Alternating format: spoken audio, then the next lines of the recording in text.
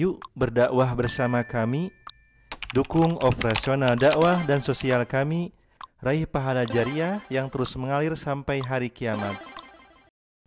Jazakumullahu khairan. طيب بسم الله الرحمن الرحيم. السلام عليكم ورحمة الله وبركاته. الحمد لله الذي بعث في الأميين رسولا منهم يتلو عليهم آياته ويزكيهم ويعلمهم الكتاب والحكمة وإن كانوا من قبل لفي ضلال مبين وأشهد أن لا إله إلا الله الملك الحق المبين وأشهد أن محمدا عبده ورسوله صادق الوعد الأمين والصلاة والسلام على أشرف الأنبياء والمرسلين وعلى آله وأصحابه أجمعين ومن تبعهم بإحسان إلى يوم الدين وبعد. Alhamdulillah, kembali kita berjumpa untuk melanjutkan kajian kitab Ad-Da'u wad-Dawa. Materi terakhir kita adalah sudah sampai pada bab tentang jenis-jenis syirik. Ada dua jenis syirik. Syirik yang pertama yang sudah kita jelaskan adalah syirik ta'til. Dan ini seburuk-buruk jenis syirik. Ta'til itu mengingkari keberadaan Allah atau mengingkari nama-nama dan sifat Allah. Seperti syiriknya Fir'aun laknatullahi alaih ketika dia bertanya, wa ma rabbul alamin, siapa Rabbul Alamin, penguasa semesta alam ini. Saking tidak yakin terhadap keberadaan Allah, yang oleh Nabiullah Musa dikatakan Allah ada di langit, maka Fir'aun menyuruh teknokratnya, ilmuwannya, namanya Haman, untuk membuat bangunan tinggi agar dia bisa naik untuk melihat Allah Azza wa Jalla. Berfirman Allah, wa qala Fir'aun ya Haman ibni li sarhan la'alli ablughul asbab samawati fa'attali'a ila ilahi Musa wa inni la'adhunnuhu kadhiba. Berkata Fir'aun, wahai Haman, bangunkan untukku sebuah bangunan yang tinggi agar aku bisa mencapai langit, lalu aku melihat sesembahan Musa. Aku yakin Musa ini dusta. Nah, ini adalah sikap Fir'aun dan orang-orang yang seakidah dengan dia, mengingkari adanya Allah Azza wa Jalla, lalu dia menyembah selain Allah atau menjadikan diri sendiri sebagai sesembahan. Ini sudah kita terangkan. Sekarang yang kedua, jenis syirik yang kedua adalah jenis syirik yang dilakukan oleh orang-orang yang menyembah Allah tapi juga menyembah selain Allah. Mereka tidak mengingkari keberadaan Allah. Mereka tidak mengingkari nama-nama dan sifat Allah ataupun kerububiahan Allah. Mereka sembah Allah, mereka akui sifat-sifat dan nama Allah, tapi mereka juga menyembah kepada selain Allah. Seperti syiriknya orang-orang Nasrani yang menjadikan tiga sesembahan. Allah disembah dengan cara mereka, tapi mereka juga menyembah Nabiullah Isa alaihissalatu wassalam dan ibundanya, yang diklaim Nabi Isa itu sebagai anak Allah subhanahu wa ta'ala, lalu disembah. Ibunya juga disembah. Allah mereka sembah dengan cara mereka, tapi ditigakan, menyembah Allah, menyembah Nabi Isa, menyembah juga ibundanya yang kemudian kita kenal dengan konsep Trinitas. Juga termasuk contoh syiriknya orang-orang Majusi Orang Majusi menyandarkan seluruh peristiwa-peristiwa yang baik kepada cahaya dan menyandarkan seluruh peristiwa buruk kepada kegelapan. Pokoknya semua yang baik itu ciptaan cahaya. Kalau yang buruk-buruk itu ciptaan kegelapan. Ada pencipta lain selain Allah Subhanahu wa ta'ala. Di kalangan umat ini ada yang akidahnya menyerupai Majusi. Majusi itu meyakini ada pencipta lain selain Allah, termasuk di kalangan umat ini yang kita kenal dengan sebutan Al-Qadariyah. Mereka juga seakidah dengan orang-orang karena meyakini ada pencipta lain selain Allah. Mereka orang Qadariyah ini meyakini Allah hanya menciptakan yang baik-baik.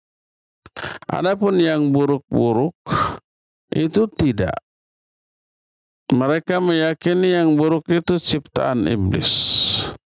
Qadariyah juga meyakini bahwa orang-orang menciptakan amal-amal mereka sendiri. Tidak diciptakan oleh Allah Azza wa Jalla. Padahal Allah menyatakan wallahu khalaqakum wa ma ta'malun. Allah yang telah menciptakan kamu juga menciptakan amal-amal kamu. Ahlus sunnah meyakini kita ciptaan Allah, amal-amal kita baik amal baik ataupun amal buruk juga ciptaan Allah. Allah yang menciptakan kita, menciptakan amal-amal kita. Semua yang terjadi itu ciptaan Allah. Semua yang ada itu ciptaan Allah. Adapun Qadariyah menyatakan kita ciptaan Allah, tapi kita menciptakan amal-amal kita sendiri. Allah itu tidak memiliki andil terhadap amal-amal yang kita lakukan. Amal kita murni ciptaan kita sendiri. Jadi ada dua pencipta. Allah menciptakan kita dan kita menciptakan amal-amal kita. Serupa dengan keyakinan orang-orang Majusi. Makanya bersabda Rasul alaihi salatu wassalam dalam hadis yang sahih. Kata beliau, Al-Qadariyatu majusu hadhil ummah. Orang-orang Qadariyah itu orang-orang yang mengingkari adanya takdir, baik sebagian ataupun seluruhnya. Orang Qadariyah menyatakan Allah tidak mentakdirkan. Kadang di kalangan mereka menyatakan Allah hanya mentakdirkan secara umum, secara global. Adapun rinciannya itu kita yang menentukan. Apa yang akan terjadi besok terhadap diri kita murni tergantung usaha kita pada hari ini. Bukan karena takdir Allah Subhanahu wa ta'ala. Itu orang-orang Qadariyah mengingkari takdir. Nabi alaihi salatu wasallam menyatakan Al-Qadariyatu majusu hadhil ummah. Qadariyah itu majusinya umat ini. Dan hadis ini sahih karena adanya syawahid, adanya banyak riwayat yang menceritakan tentang hadis ini. Oleh karena itulah maka orang Qadariyah memiliki akidah syirik seperti syiriknya orang-orang Majusi yang meyakini adanya pencipta yang lain selain Allah Subhanahu wa ta'ala.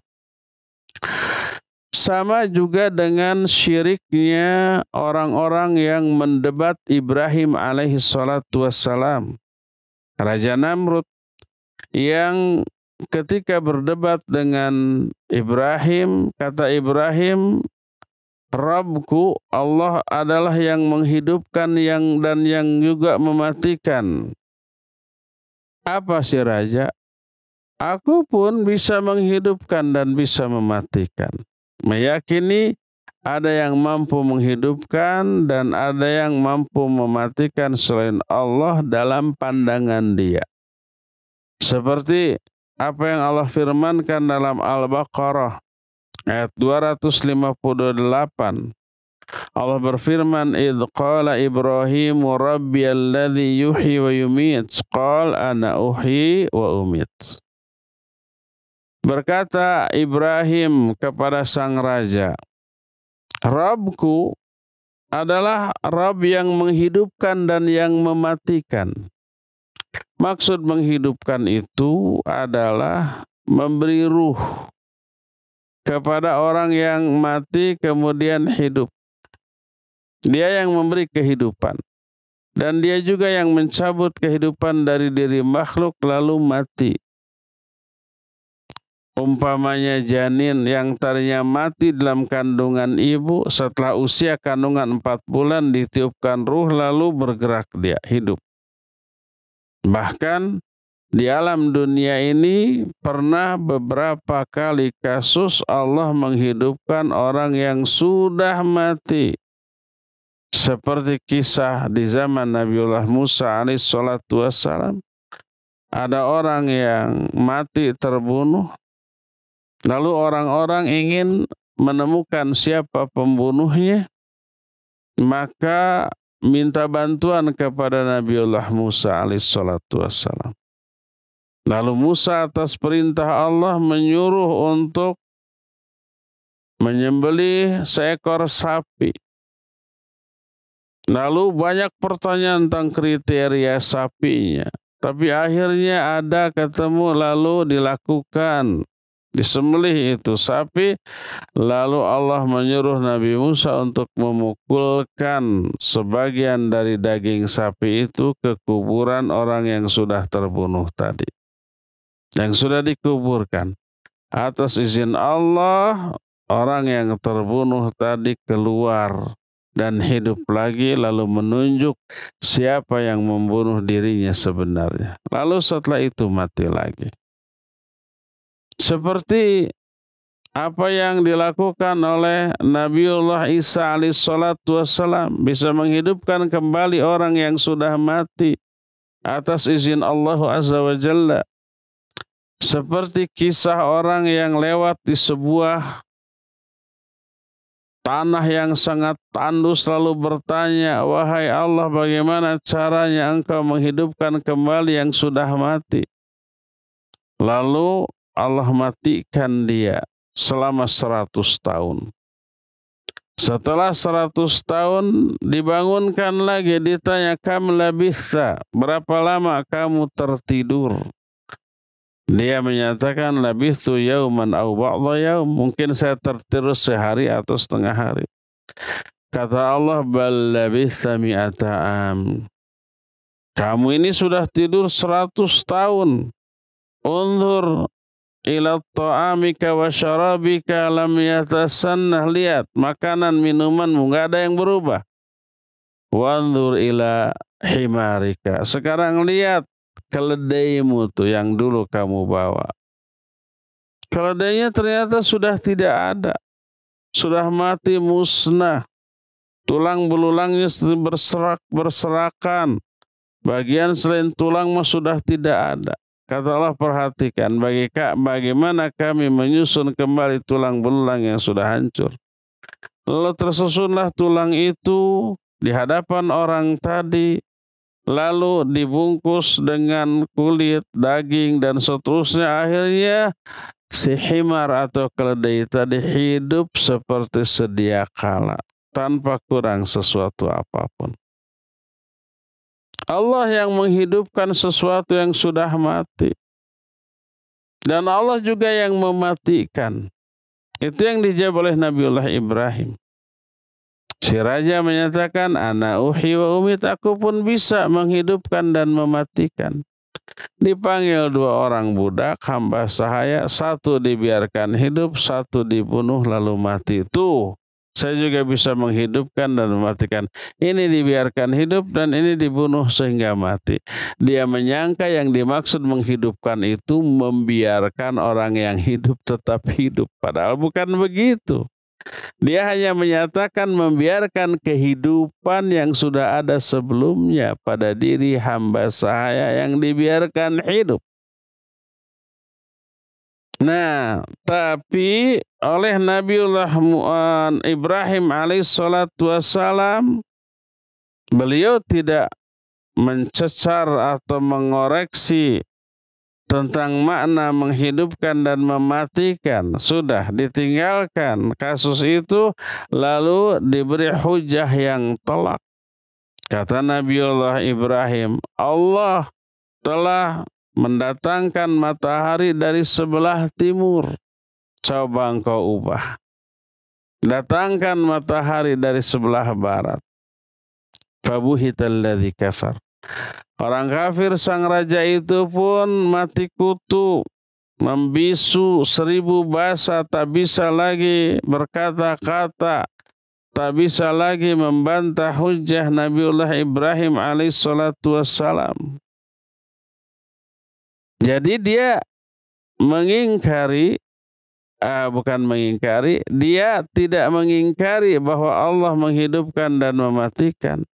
Dia tidak mengingkari bahwa Allah yang mengatur alam termasuk dari mana matahari terbit dan terbenam. Dia mengakui Allah itu seperti itu, tapi dia menyembah kepada selain Allah subhanahu wa ta'ala. Jadi syirik yang kedua ini menjadikan sesembahan lain selain Allah subhanahu wa ta'ala. Termasuk syiriknya kebanyakan orang yang meyakini bahwa bintang beserta posisinya di atas langit itu dianggap sebagai Rabb selain Allah. Dengan makna bahwa bintang ini memiliki pengaruh terhadap kejadian di alam jagat raya ini di muka bumi. Memiliki pengaruh terhadap nasib yang akan dialami oleh manusia tentang rizkinya, tentang perjodohannya, tentang suka dukanya, bahkan harga-harga yang berubah-ubah di kalangan manusia juga dipengaruhi oleh adanya bintang dan posisi bintang di langit. Ini yang kemudian disebut dengan sebutan menjadikan bintang sebagai Rabb. Kejadian yang terjadi di alam dunia sangat ditentukan oleh bintang di atas. Makanya ada yang dikenal dengan sebutan ramalan bintang, zodiak atau horoskop. Minggu ini orang yang lahir di bulan ini tanggal sekian dari tanggal sekian akan mengalami rizkinya begini, asmaranya begini, suka dukanya begini, dan seterusnya. Dan itu mereka yakini ditetapkan, diatur, dipengaruhi oleh adanya bintang, posisi bintang di langit. Tak pelak lagi ini merupakan syirik di bidang rububiyah, karena meyakini ada yang mengatur kejadian di alam selain Allah subhanahu wa ta'ala, yaitu bintang-bintang di langit. Makanya hadirin sekalian, jamaah sekalian, jangan sekali-kali membaca horoskop, ramalan bintang, zodiak sekalipun sekedar iseng, karena itu sama dengan mendatangi pedukunan, dukun. Kalau zaman baheula sebelum ada teknologi, orang mau berdukun, meramal, mengintip bagaimana nasib dia, itu langsung pergi ke dukun. Di zaman teknologi sekarang mah enggak. Nggak perlu pergi ke dukun, cukup kunci diri di kamar, buka HP, buka gadgetnya, laptopnya, tabletnya, komputernya, itu langsung bisa membuka ramalan para dukun, ramalan para bintang. Sama aja dengan mendatangi dukun. Nabi SAW menyatakan, man ata kahinan aw arrafan siapa orang yang mendatangi dukun ataupun tukang ramal, fasaddaqahu bima yaqul, lalu dia mempercayai apa yang diomongkan oleh sang dukun, sang peramal tersebut, maka faqad kafara bima unzila ila Muhammadin sallallahu alaihi wasallam. Maka dia telah kufur kepada ajaran yang diturunkan kepada Nabi Muhammad sallallahu alaihi wasallam. Bagaimana kalau nggak percaya sekedar iseng? Siapa yang mendatangi dukun dan tidak percaya kepada omongannya, 40 hari 40 malam sholatnya tidak akan diterima oleh Allah Azza wa Jalla. Kalau tidak percaya, sholatnya nggak diterima. Kalau percaya, dia dianggap kufur kepada ajaran Nabi kita Muhammad sallallahu alaihi wasallam.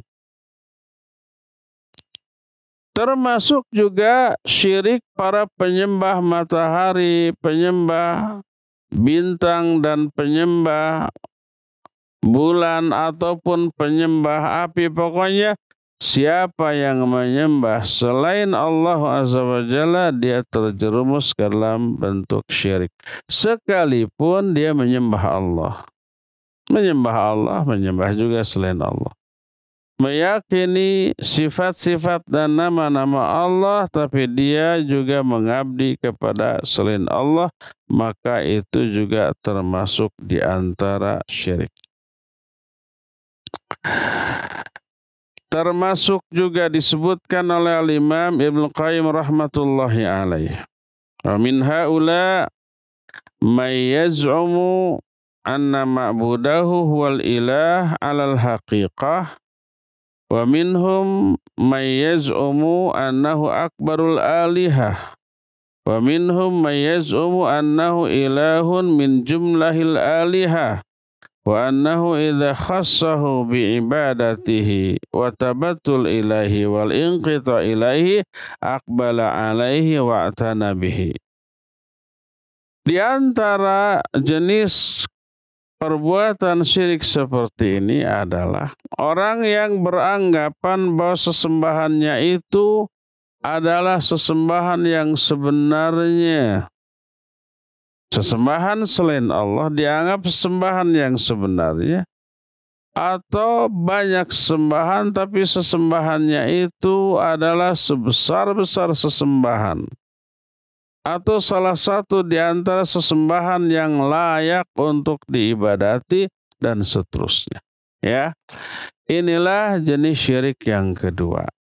Jenis syirik yang kedua ini meyakini Allah sebagai sesembahan, meyakini nama-nama dan sifat Allah, tapi dia juga menyembah kepada selain Allah subhanahu wa ta'ala. Itulah dua jenis syirik. Nah, ada lagi syirik dalam masalah ibadah, tapi banyak tidak disadari oleh orang. Dia menyembahnya hanya kepada Allah. Tidak menyembah kepada selain Allah. Dia beribadah kepada Allah. Tidak kepada selain Allah. Khusus. Tapi dia syirik dalam hal niat ketika menyembah Allah.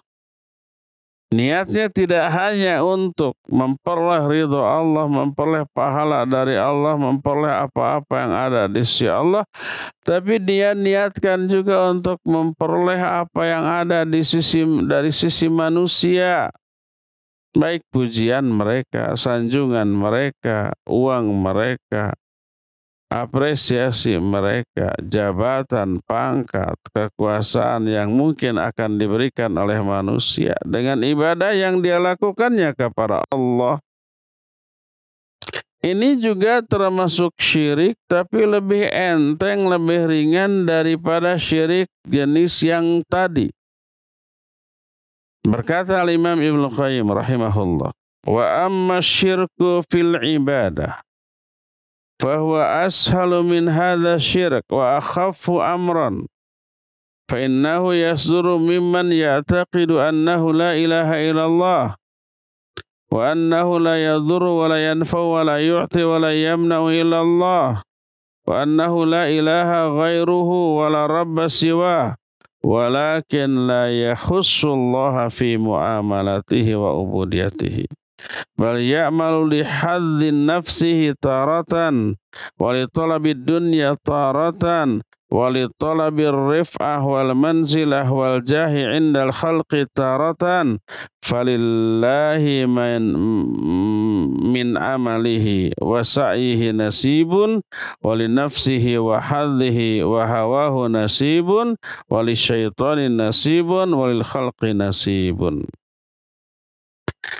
Adapun syirik dalam hal ibadah, dia ibadahnya hanya kepada Allah. Terus di mana letak syiriknya? Syirik dalam hal ibadah ini lebih enteng dibanding syirik yang tadi diterangkan. Lebih ringan. Karena syirik jenis yang ini lahir dari orang yang meyakini bahwa tidak ada sesembahan yang hak selain Allah. Tidak ada yang bisa memberi madarat, memberi manfaat selain Allah. Tidak ada yang bisa memberi atau menghalangi pemberian kecuali Allah. Tidak ada sembahan selain Allah. Tidak ada Rabb selain Dia. Tapi dia tidak mengkhususkan niat ibadahnya untuk Allah.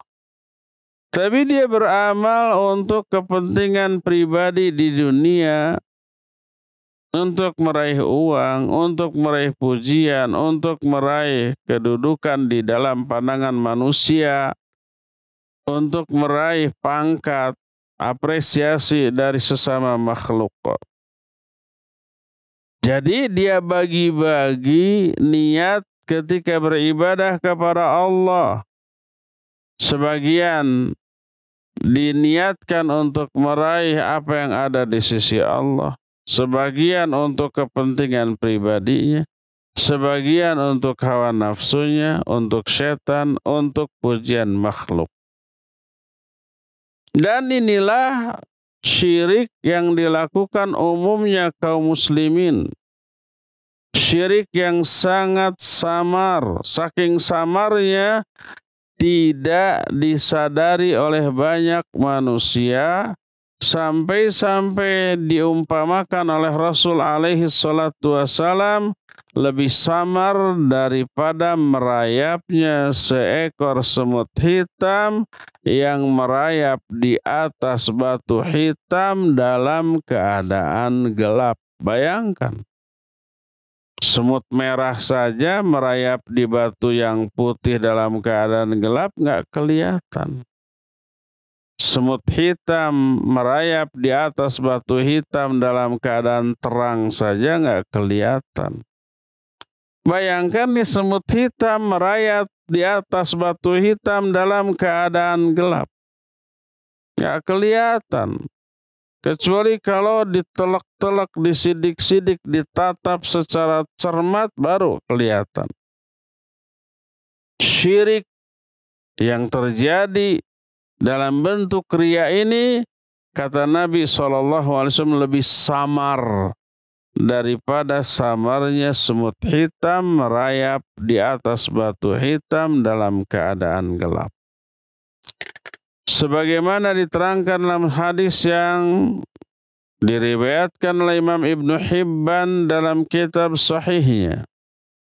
Berkata Nabi SAW, asyirku fi hadhil ummah akhfa min dabibin namlah. Kata beliau, syirik yang terjadi di kalangan umatku lebih samar daripada semut hitam. Para sahabat bertanya, qalu kaifa nanju minhu ya Rasulullah? Bagaimana caranya agar kita ini bisa selamat dari hal itu, wahai Rasulullah? Maka berkata Rasul sallallahu alaihi wasallam, qul Allahumma inni a'udzubika an usyrika bika wa ana a'lam wa astaghfiruka lima la a'lam. Hafalkan hadis ini nih. Kata Nabi SAW, katakan olehmu, Allahumma ya Allah, berdoa, hafalkan doa ini. Allahumma inni a'udzubika. Ya Allah, sungguhnya aku berlindung kepada Engkau. Berlindung dari apaan? Usyrika bika wa ana alam. Berlindung dari menyekutukanmu, padahal aku tahu bahwa itu perbuatan menyekutukan Allah. Wa astaghfiruka lima la alam, dan aku minta ampunan kepadamu dari syirik-syirik yang tidak aku ketahui, tidak aku sadari. Yaitu riya. Riya itu seluruhnya syirik. Allah berfirman dalam surah Al-Kahfi ayat terakhir. Ayat yang ke-110 kata Allah, Qul innama ana basyarum mithlukum yuha ilayya annama ilahukum ilahu wahid faman kana yarju liqa'a rabbih falyamal amalan shalihan wala yusyrik fi ibadati rabbih ahada. Katakan oleh Muhammad, aku itu hanyalah manusia biasa seperti kalian. Nabi SAW bukan malaikat. Manusia biasa terdiri dari tulang, daging, urat, dan yang lain-lainnya. Beliau juga sakit seperti kebanyakan orang sakit. Beliau juga lapar kalau tidak makan, haus kalau tidak minum, lelah kalau tidak istirahat, ngantuk dan tertidur kalau memang kelelahan, ya. Beliau manusia biasa. Kalau disakiti ya sakit, baik fisik ataupun psikis. Bedanya yuha ilayya, aku diberi wahyu, yang lain tidak. Sesungguhnya ilah atau sembahan kalian hanyalah ilah yang satu, tidak berbilang.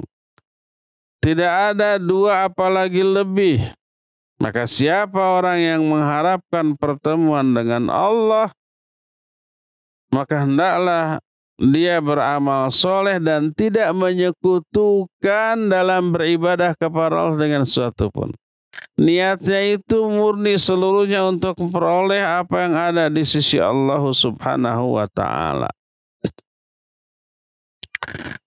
Begitu tuh. Ya, kalau memang kita hanya ingin mentauhidkan Allah dalam hal ibadah, tauhidkan Allah dalam dua hal.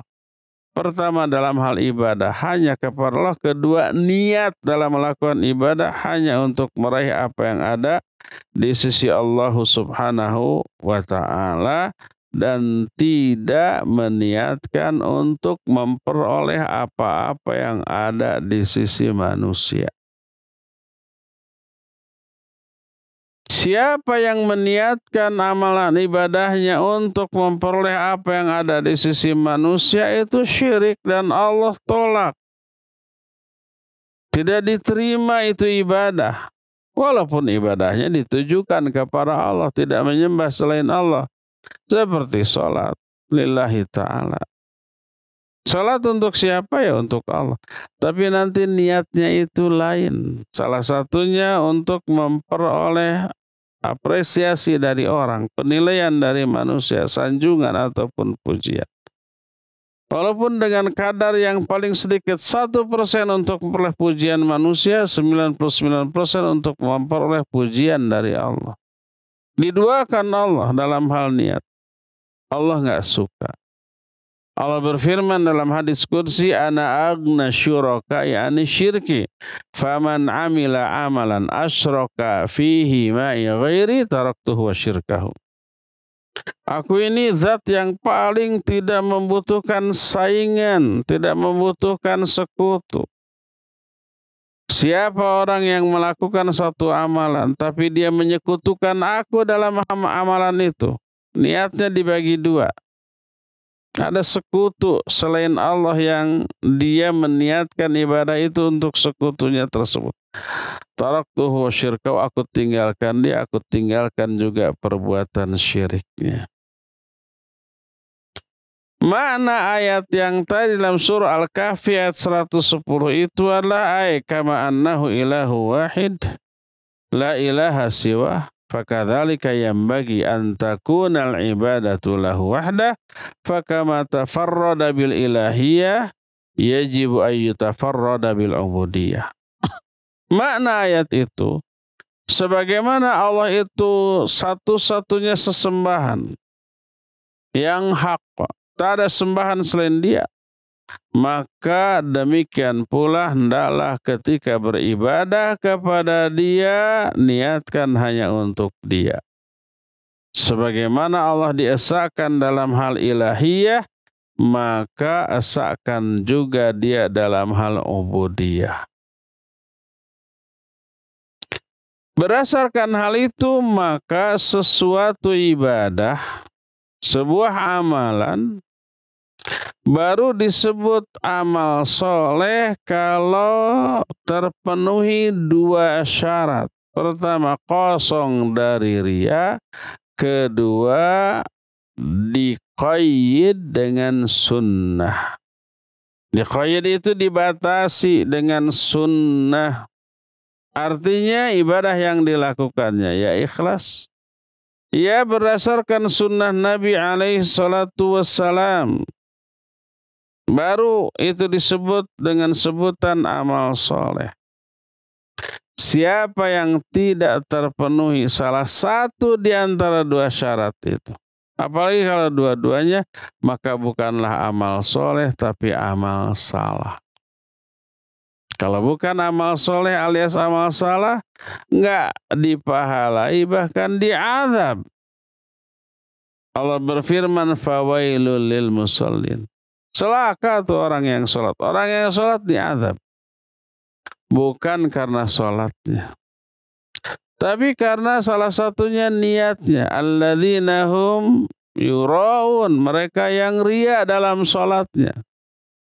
Orang yang sholat diazab bukan karena sholatnya, tapi karena riyanya dalam sholat.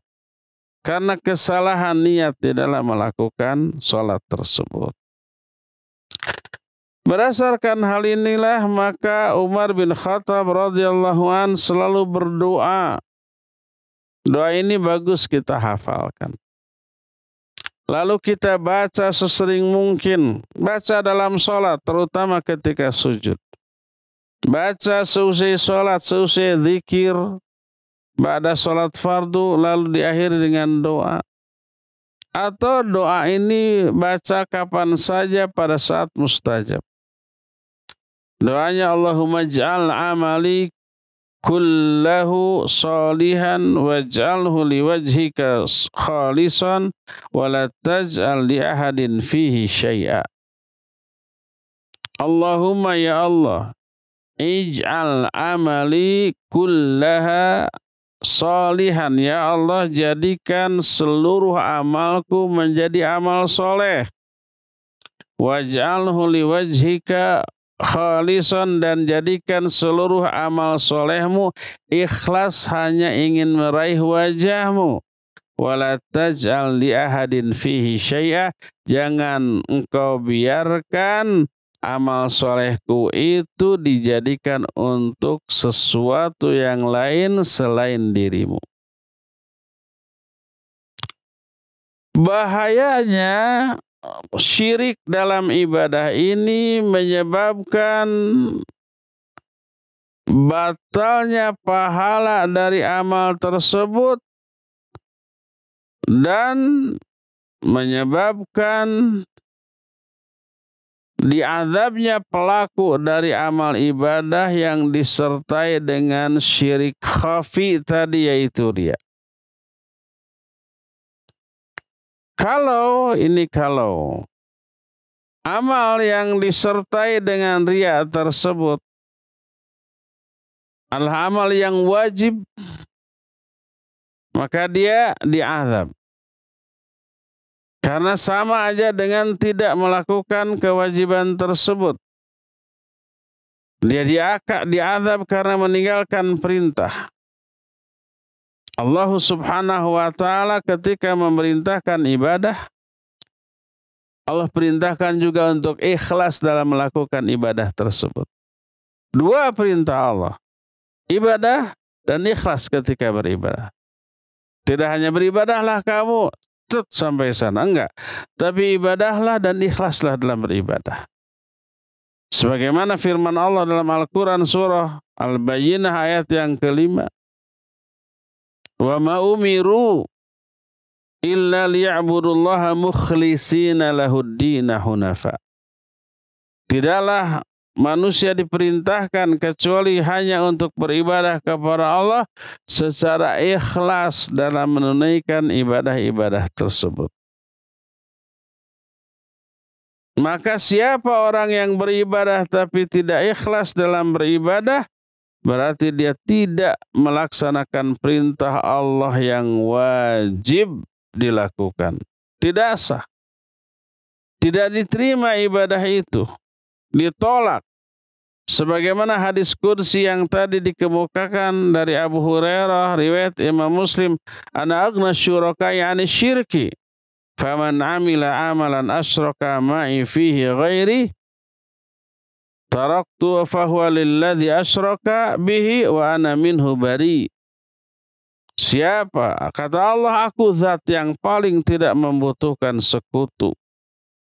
Siapa orang yang mengamalkan satu amalan tapi dia menyekutukan aku dalam amalan itu dengan yang lainnya, maka amalan itu hanya untuk sekutuku dan aku berlepas diri dari amalan tersebut. Alias Allah nggak terima itu amalan. Ditolak. Kalau ditolak nggak dikasih pahala. Tidak menggugurkan dosa. Tidak akan mendapatkan ridha Allah Azza wa Jalla, rahmatnya, ampunannya, dan seterusnya. Jadi ini adalah syirik dalam hal ibadah, yaitu melakukan riya atau ketidakikhlasan dalam melakukan ibadah tersebut. Ya. Inilah beberapa jenis syirik. Dua jenis syirik, yang awal adalah syirik akbar, dan syirik yang ketiga yaitu syirik dalam hal ibadah itu disebut dengan syirik kecil atau syirik asghar. Apa bedanya besar dan kecil? Kalau yang besar menyebabkan pelakunya keluar dari Islam, murtad. Tapi kalau syirik kecil ini pelakunya tetap muslim, tapi muslim yang berdosa besar. Yang apabila dia tidak tobat dari perbuatan syiriknya tersebut, maka dia akan diazab oleh Allah Subhanahu wa Ta'ala. Mungkin diazab di dunia dan juga akhirat, mungkin saja diazab hanya di akhirat dan tidak di dunia. Yang jelas, azab itu pastilah akan Allah berikan kepada orang tersebut. Ya, inilah penjelasan kita tentang jenis-jenis syirik. Ya, cukup sampai di sini saja penjelasan kita ini. Insya Allah kita akan lanjut materi ini di hari Senin yang akan datang, dan kita sekarang masuki sesi tanya jawab. Wassallallahu ala nabiyina Muhammadin wa ala alihi wasallam. Mangga. Baik. Syukran Ustadz atas pemaparan materi yang disampaikan. Dan ikhwati manazani Allah wa iyyakum, para pendengar dan pemirsa dimanapun antum berada. Bagi antum yang menyimak kajian di pagi hari ini, silakan yang akan bertanya kepada Ustadz bisa bertanya langsung via line telepon di nomor 02286862637. Sekali lagi, silakan bisa bertanya langsung via line telepon di nomor 02286862637 ataupun bisa mengirimkan pertanyaannya melalui pesan singkat ke nomor 0811-227-1476. Baik, kita angkat penanya melalui telepon terlebih dahulu. Ya, silakan. Assalamualaikum warahmatullahi wabarakatuh. Waalaikumsalam warahmatullahi wabarakatuh. Pak Mulyono, silakan Pak Mulyono. Ya, Ustaz, saya mau tanya masalah syirik. Tiga syirik, yaitu syirik besar dan syirik kecil, dan yang ketiga syirik yang ringan. Ya, syirik yang ringan tuh tadi disampaikan orangnya menyembah Allah, tetap khusus dengan Allah, tapi ingin mendapatkan sanjungan dari manusia. Apakah di zaman sekarang orang-orang Muslim itu ada yang bersifat seperti itu, mengharapkan sanjungan dari manusia? Sekian, assalamualaikum warahmatullahi wabarakatuh.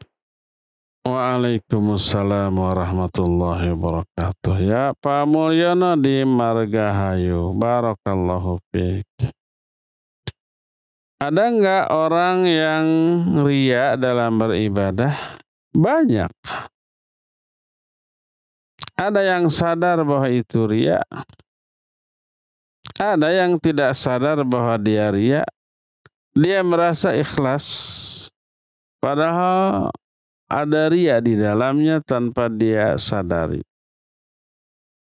Dan inilah kebanyakan ibadah yang dilakukan oleh manusia. Makanya oleh Nabi SAW dikatakan lebih tersembunyi, lebih samar dibanding semut hitam yang merayap di atas batu hitam dalam keadaan gelap.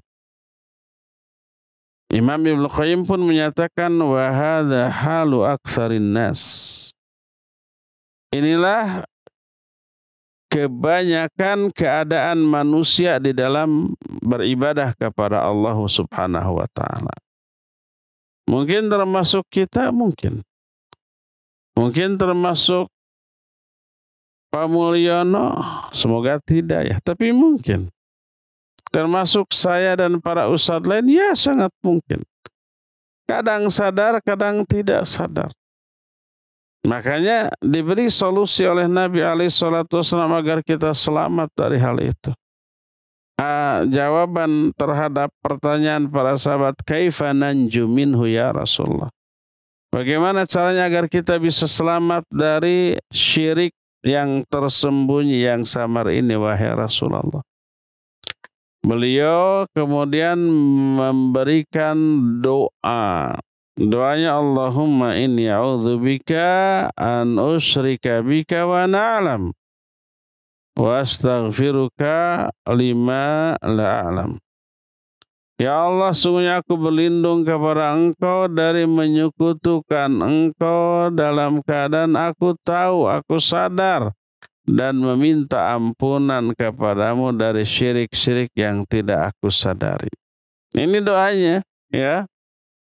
Jadi kebanyakan orang ya seperti ini.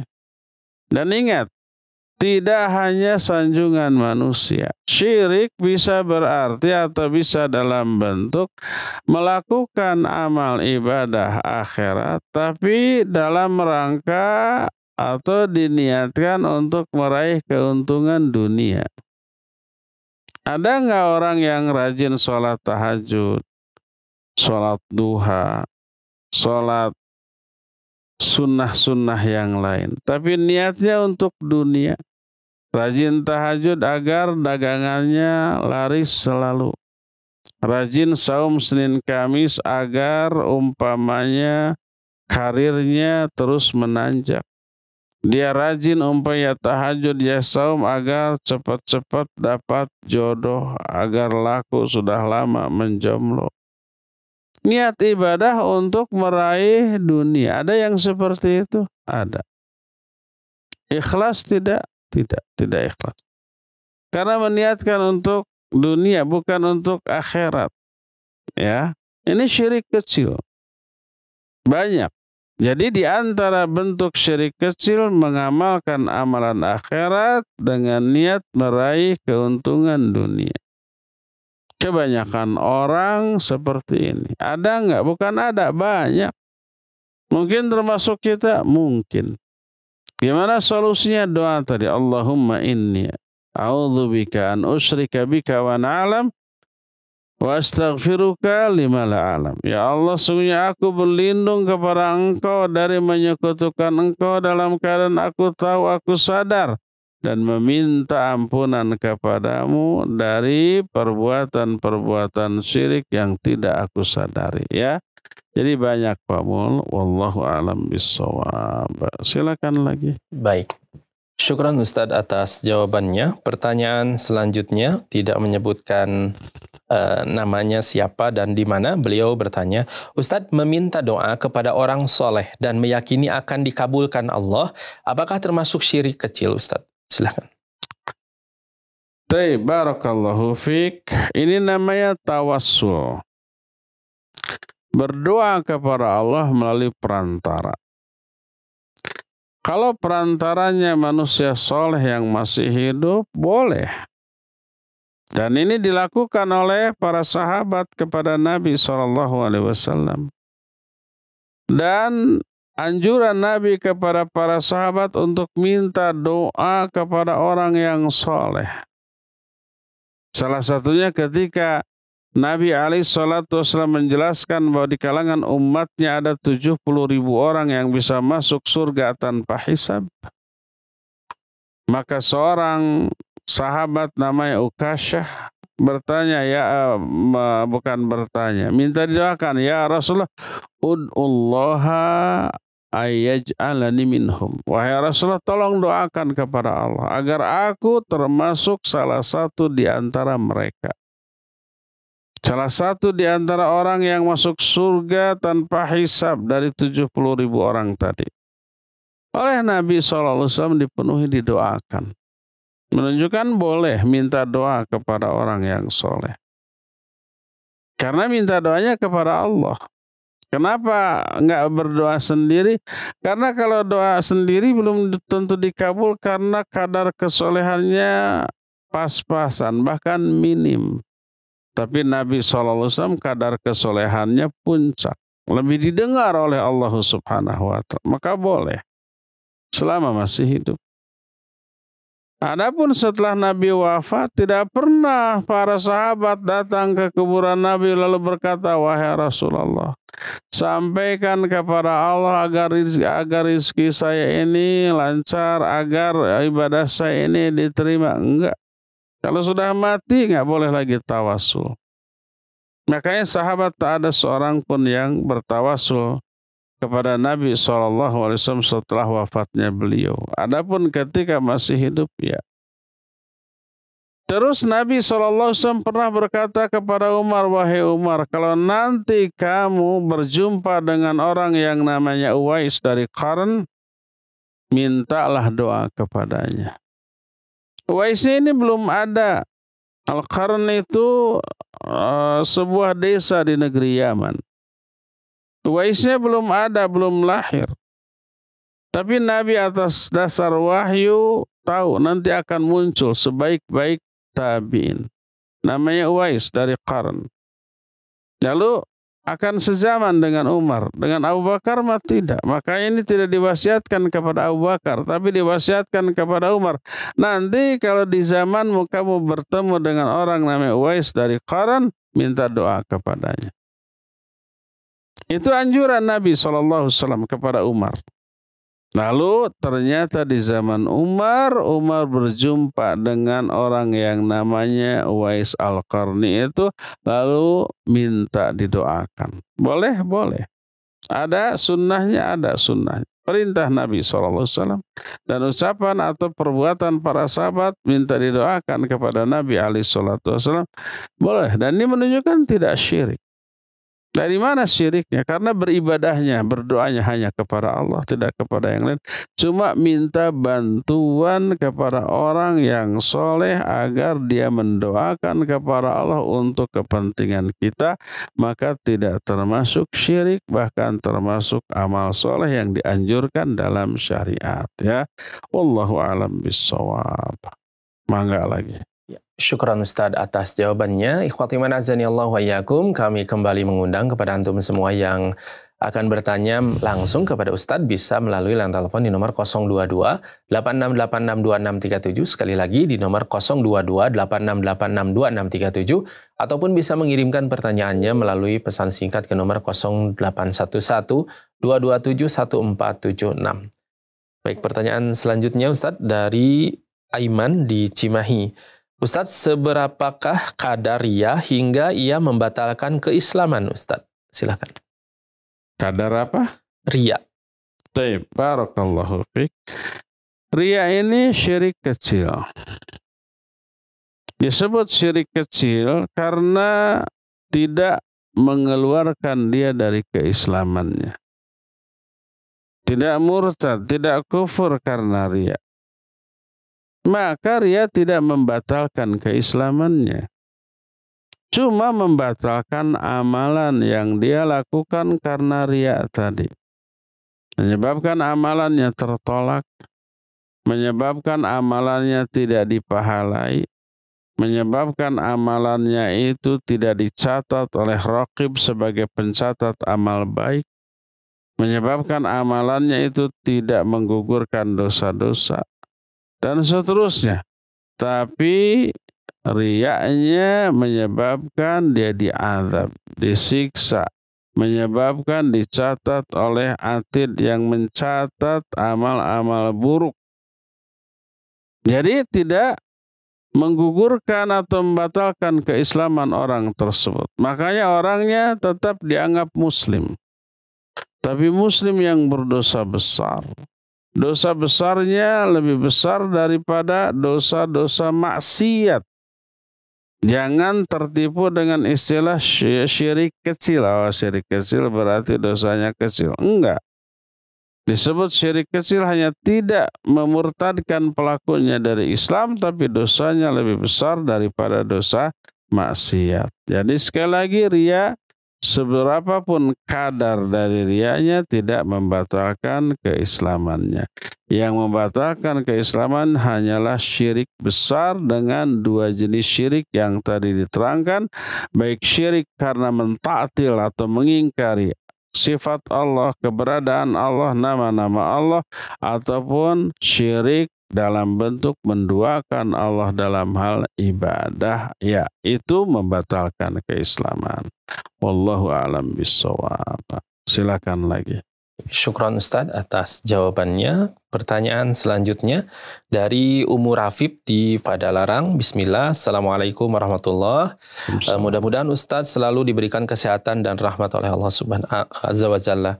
Afwan Ustadz, apa hukumnya apabila kita men-share tentang kajian atau artikel, sisi lain niat kita syiar atau dakwah, tapi ada saja orang yang julid menuduh kita riya, Ustadz. Syukran, barakallahu fiik. Silakan. Fika barakallah. Memposting konten yang baik dalam rangka menyebar kebaikan bagus. Posting ayat, posting hadis, posting ucapan para sahabat, fatwa para ulama atau artikel yang baik bagus dengan niat lillahi ta'ala. Adapun orang yang julid, saya baru tahu. Julid itu singkatan dari julur lidah. Tahu nggak? Baru tahu sekarang. Kuper. Saya juga baru tahu ketika Selasa yang lalu kita ngisi di Pusdai, terus ada yang bilang julid. Saya itu nggak tahu apa julid itu judes atau tidak. Tapi ternyata seusai kajian ada yang datang julid itu julur lidah. Artinya dia memberi komen yang negatif terhadap kita, itu namanya julid. Julur lidah, dijulurkan lidahnya, tapi dalam konteks yang negatif ya. Ada orang yang julid, riya. Nggak masalah, biarkan dia. Kita nggak rugi dengan julidnya orang. Untung dua kali. Untung pertama kita dapat pahala dari dakwah. Karena apa? Karena postingan kita itu mengajak orang kepada kebaikan. Keuntungan kedua, dijulidin orang, disuudzoni orang, dizolimi oleh orang. Julid ini pertama mengandung banyak keburukan tuh. Keburukan yang pertama adalah suudzon, berburuk sangka. Disangkanya kita riya, ingin dipuji, padahal kita ikhlas-ikhlas saja. Jadi pertama suudzon tuh. Dan suudzon dosa besar karena melanggar ayat dan hadis. Ayat menyatakan ya ayyuhalladzina amanu ijtanibu katsiran minadh-dhann inna ba'dadh-dhanni itsm. Itu ayat surah Al-Hujurat. Ayat yang ke berapa? 11 apa 12? Ayat yang ke-12. Juga hadis Nabi alaihi salatu wasallam menyatakan iyyakum wadhanna fa inna dhanna akdzabul hadis. Jauhi oleh kalian dari suudzon karena suudzon itu sedusta-dusta ucapan. Ayat dan hadis ini dilanggar dia. Jadi itu keburukan pertama orang yang julid. Pertama suudzon, yang kedua, nah ini yang kedua. Ghibah. Dia ngomongin itu kan ke orang, itu orang lihat posting konten-konten dakwah kayak yang benar, padahal pasti itu ingin diberi likes, ingin diberi komentar yang positif. Dia omongin ke orang. Apalagi di komennya dia menuliskan kejulidannya dengan mengatakan, "Weh, kamu ria sudah memposting kayak orang terbaik, kayak suci saja, kayak ustadz saja." Kayak begitu. Jadi ada gibahan di muka umum, ada celaan kepada orang yang menuliskan konten yang baik tadi. Berapa keburukan yang dia lakukan? Ya ayyuhalladzina amanu la yaskhar qaumun min qaumin asa yakunu khairan minhum. Hai orang-orang beriman, jangan sebagian kalian mencela. Biasanya yang dicela itu adalah keburukan. Ini dicela karena perbuatan baiknya. Dia memposting konten dakwah kebaikan, tapi dicela karena dianggap ria. Maka rugi si yang julid, para julider ini rugi. Dan korban kejulidannya untung. Apa untungnya? Dosanya berguguran. Dengan dizalimi oleh si julider tadi. Ada istilah baru, julider. Dosanya berguguran dan dosanya di-offer kepada si julider tadi. Kedua, pahalanya nambah. Dari mana pahalanya? Dari si julider di-offer, ditransfer kepada korban julidnya. Walhasil tidak ada kerugian bagi kita setelah memposting konten dakwah, dituduh ria, dituduh ingin dipuji. Bahkan jadikan itu introspeksi. Jangan-jangan iya nih. Lihat nih, kalau ada komen yang positif, seneng banget. Kalau ada komen yang negatif, kalau ada like begini, seneng. Ribuan yang likes-nya. Tapi kalau ada yang kayak begini, unlike, yang ke bawah itu berarti para haters. Ya, maka dia sumpek. Kalau ada itu, senang ketika dipuji dan sumpek ketika dicela atas amalannya, berarti dia masih mempertimbangkan penilaian orang atas amalnya. Ya, itu tidak ikhlas. Berkata Fudail bin Iyad rahimahullahu ta'ala yang dinukil oleh Syekhul Islam Ibn Taimiyah di dalam kitab At-Tuhfah al-Iraqiyah fil Amal Qalbiyah bab ikhlas. Beliau menyatakan tarkul amal li ajlin nas riya wal amalu li ajlin nas syirkun. Meninggalkan amalan karena orang itu riya. Beramal karena manusia itu syirik. Lalu apa ikhlas? Wal ikhlas asa ayya'fiyanallahu minhuma. Ikhlas itu semoga Allah menyelamatkan kita dari kedua-duanya. Artinya kalau kita meninggalkan amalan atau melakukan amalan, dua-duanya bukan karena manusia loh, bukan karena orang, tapi lillah. Karena Allah, bukan karena penilaian, komen, ataupun apresiasi manusia, bukan. Tapi karena Allah. Manusia mau mencela, mau memuji, nggak ada urusan.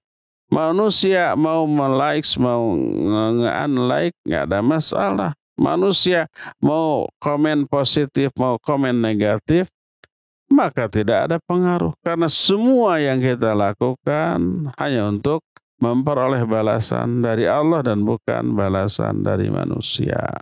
Wallahu a'lam. Mangga lagi.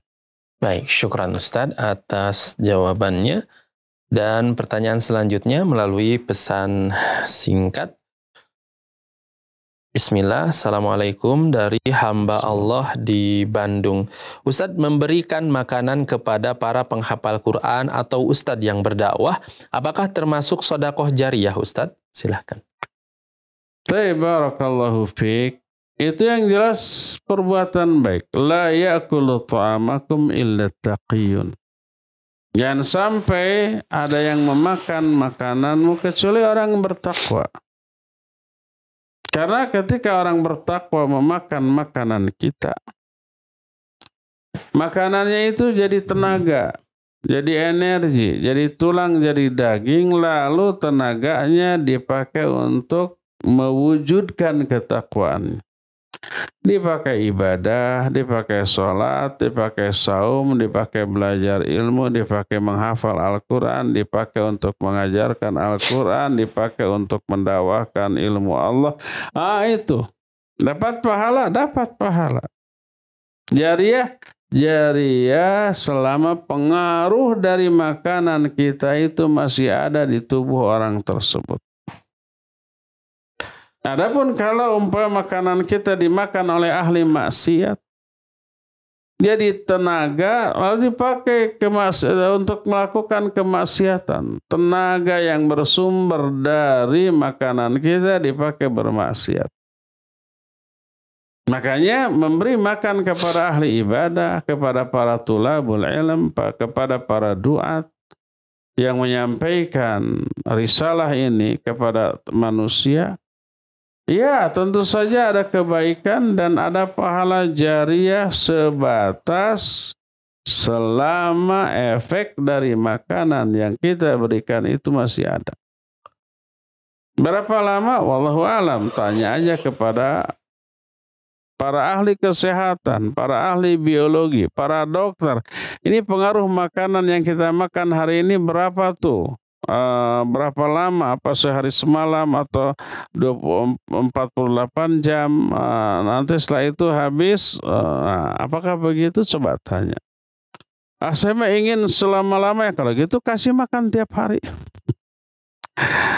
Ustadz nanti makan jangan di rumah, udah di rumah saya aja, atau yuk sama-sama saya ke restoran, atau nih makannya dari uang saya nih, silakan Ustadz beli makanan apa saja yang Ustadz suka, nih uangnya dari sana untuk 10 tahunan, kasih 1 miliar umpamanya.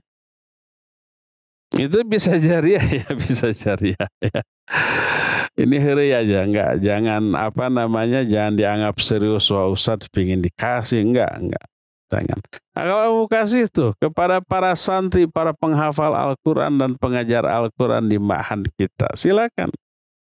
Nanti santri dikasih makanan, dengan makanan kita, energi dipakai menghafal Al-Quran, ya silakan.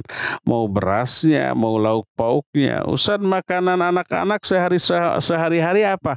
Ya tempe tahu, sepekan 2 kali ada dagingnya, ada ayamnya. Lalu ada yang mengatakan kasih daging tiap hari yang bergizi. Ini biar makanannya dari saya. Boleh kirim dagingnya, boleh kirim ayamnya, boleh kirim uangnya nih. Kasih makan daging anak-anak. Biar bergizi, biar cerdas, biar menunjang kualitas hafalannya. Bagus, silakan ya. Demikian wallahu a'lam bishawab. Terakhir ya, silakan.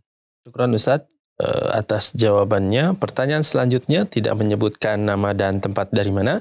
Beliau bertanya, Ustadz mendoakan semoga Allah memberikan takdir terbaik untuk orang tua yang sudah sakit parah. Apakah termasuk kedurhakaan Ustadz? Silahkan. Tidak termasuk kedurhakaan.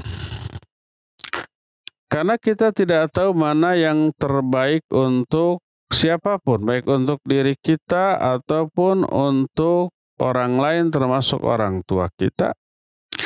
Termasuk salah satu doa yang diajarkan oleh Nabi kita Muhammad SAW adalah isinya senada dengan itu. Allahumma man ahyaitahu minna fa ahyi alal Islam wa man tawafaitahu minna fa tawafahu alal iman. Ya Allah, siapa saja orang yang Engkau hidup hidupkan siapa saja orang yang engkau panjangkan hidupnya, hidupkan dia di atas Islam. Dan siapa orang yang ingin engkau wafatkan, maka wafatkan dia di atas iman. Kita kan nggak tahu apakah lebih baik hidup panjang ataukah lebih baik pendek usianya. Kita nggak tahu. Didoakan hidup panjang tapi maksiat terus buruk. Ya, maka Nabi SAW melarang kita untuk berdoa minta mati kepada Allah. Dilarang. Tapi kalau orang itu umpamanya terdesak, ini hidup terus juga buruk keadaannya, boleh dia berdoa, ya Allah, panjangkan hidup saya. Kalau kehidupan yang panjang ini lebih baik bagi saya, dan wafatkan saya. Kalau wafat itu lebih baik bagi saya. Kita kan nggak tahu mana yang lebih baik bagi diri kita. Panjang umur atau pendek umur kita nggak tahu. Serahkan kepada Allah. Kalau boleh berdoa demikian untuk kita, boleh juga berdoa demikian untuk orang lain, termasuk orang tua kita umpama. Orang tua ini sakitnya sudah parah luar biasa. Kata dokter, nggak ada harapan untuk sembuh. Tapi bisa diikhtiarkan untuk panjang umur walaupun dalam keadaan menderita. Kita nggak tahu mana yang lebih baik bagi orang tua, panjang umur ataukah pendek umur. Maka boleh kita doakan, ya Allah, kalau panjang umur bagi orang tua saya lebih baik, panjangkan usianya. Tapi kalau wafat bagi orang tua saya lebih baik, maka wafatkan. Boleh. Jadi tidak apa-apa karena ada contoh doa dari Nabi SAW tentang hal tersebut. Ya, cukup sampai di sini saja. Insya Allah kita akan lanjut di hari Senin yang akan datang. Subhanakallahum bihamdik, asyhadu an la ilaha illa anta, astaghfiruka wa atubu ilaik. Walhamdulillahirabbil alamin. Wassalamualaikum warahmatullahi wabarakatuh.